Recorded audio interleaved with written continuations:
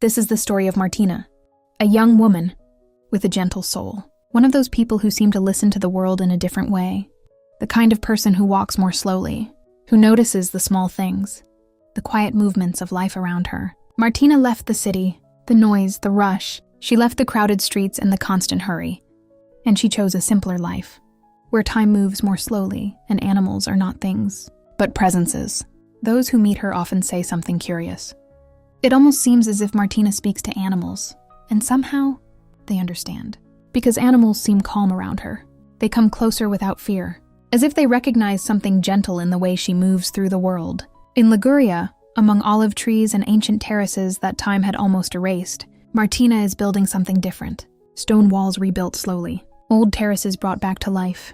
Not a business, not a farm, but a place where animals are not products. They are gentle souls. Chickens cared for when they are sick. Lambs fed with a bottle. Little donkeys that return when she calls them.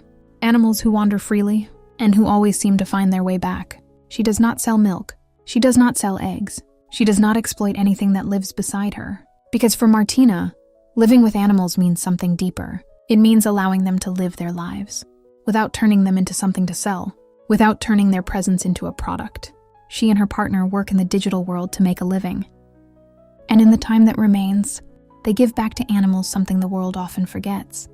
Respect, a quiet respect. A daily respect. The simple respect of letting a life be just a life.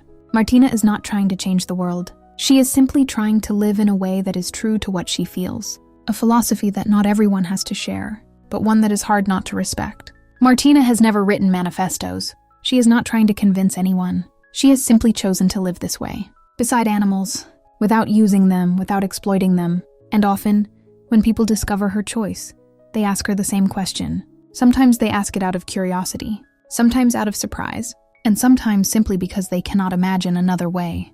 They look at the animals around her, and then they ask, "Why don't you eat them?" And Martina answers calmly, without anger, without trying to prove anything, just with the quiet certainty of someone who has already chosen her path. If the world doesn't change, then I will. Because sometimes change does not begin with big revolutions. Sometimes it begins with a simple decision, a small choice. Repeated every day. Maybe the world truly doesn't change in a single day, but every kind choice leaves a trace. I am Viola, and these are Whispered Stories.